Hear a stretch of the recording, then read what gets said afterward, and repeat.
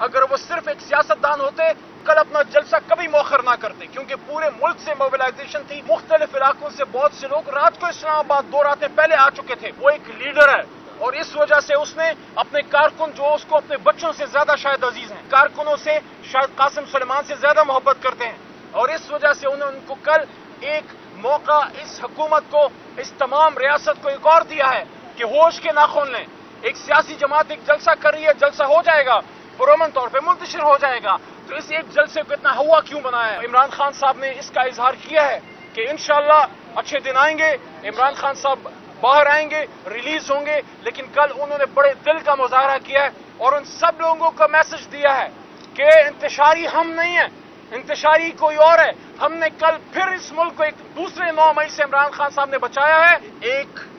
اور جمعہ، ایک اور ہفتہ اپنے اختتام کو پہنچ رہا ہے اور قوم کا لیڈر، امت کا لیڈر جیل میں ہے۔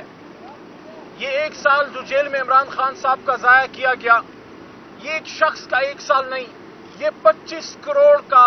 1 سال ضائع ہوا ہے۔ یہ 25 کروڑ سال کا نقصان ہو رہا ہے اس ملک کو۔ جب آپ ایک لیڈر کو، چاہے وہ کسی بھی جماعت کا ہو، جب ایک سیاسی لیڈر کو آپ سیاسی انتقام کا نشانہ بناتے ہیں، آپ ان لاکھوں کروڑوں لوگوں کے ساتھ ظلم کرتے ہیں جو اس لیڈر کی طرف دیکھتے ہیں، کیونکہ لیڈر کیا کرتا ہے؟ لیڈر امید دیتا ہے، لیڈر ہوپ دیتا ہے، لیڈر لوگوں کو اللہ پہ یقین کرنے کا دلاسا دیتا ہے اور ایک امید دیتا ہے ایک بہتر مستقبل کی۔ آج عمران خان صاحب سے ملاقات ہوئی، انہوں نے بڑے بھاری دل سے کل جلسہ مؤخر کیا ہے، ختم نہیں کیا، اور آج ان کے ساتھ کافی 2-3 گھنٹے بیٹھ کے تفصیلی گفتگو مختلف امور پہ، ہماری جو وکلاء قیادت ہے یا میں وہاں تھا، ہم سب نے گفتگو کی۔ خان صاحب نے بہت سی چیزوں پہ اظہار خیال کیا اور یہ کہا کہ بڑے بھاری دل سے کل انہوں نے مؤخر کیا ہے، کیونکہ وہ نہیں چاہ رہے تھے کہ کوئی تصادم ہو، کیونکہ مذہبی جماعتیں آئی ہوئی تھی۔ ختم نبوت کا ایشو عمران خان صاحب نے خود کہا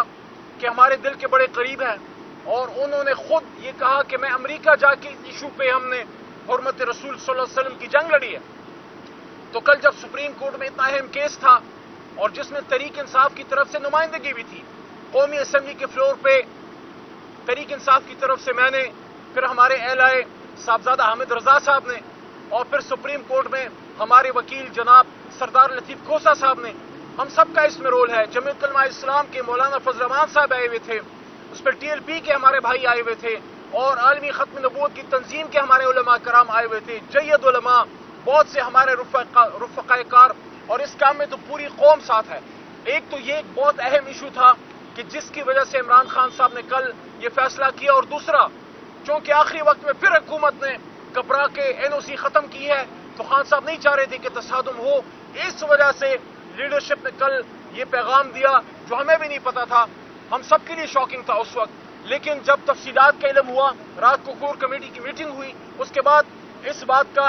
احساس ہوا کہ عمران خان صاحب نے ایک سیاستدان نہیں، ایک لیڈر کے طور پہ کل فیصلہ کیا ہے۔ اگر وہ صرف ایک سیاستدان ہوتے تو کل اپنا جلسہ کبھی مؤخر نہ کرتے، کیونکہ پورے ملک سے موبلائزیشن تھی، پورا خیبر پختونخوا روڈوں پہ تھا، اور بڑے عرصے بعد پنجاب پورا نکل رہا تھا، اپر پنجاب، سینٹرل پنجاب، آپ کا ساؤتھ پنجاب، اور اس کے ساتھ ساتھ مختلف علاقوں سے بہت سے لوگ رات کو اسلام آباد 2 راتیں پہلے آ چکے تھے، تو بہت بڑی موبلائزیشن تھی۔ لیکن وہ ایک سیاستدان نہیں ہے،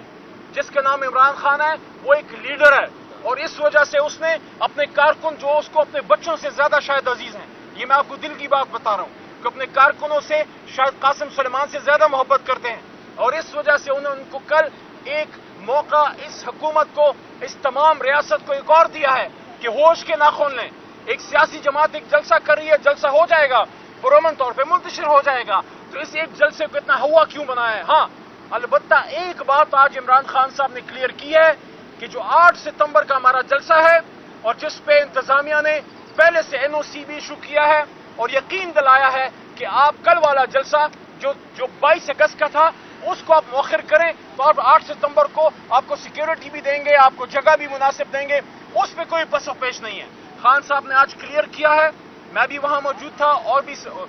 جو وکلاء قیادت ہے وہاں موجود تھی۔ خان صاحب نے کہا کہ 8 کو انشاءاللہ ستمبر کو ہم نے اپنا جلسہ کرنا ہے اللہ تعالیٰ کے حکم سے۔ پوری قوم کو عمران خان صاحب کی کال ہے کہ آپ نے 8 ستمبر کا اسلام آباد کا جلسہ کرنا ہے. اور ایک بات آخری، اور کیونکہ میں لمبی بات نہیں کرنا چاہتا، علیمہ باجی پیچھے کھڑی، انہیں بھی کوئی بات کرنی ہوگی. خان صاحب نے ایسی ایک بات کی ہے کہ انسان کا ایمان تازہ ہو جاتا ہے. خان صاحب نے مجھے کہا کہ میں نے اب تک ایک سال میں،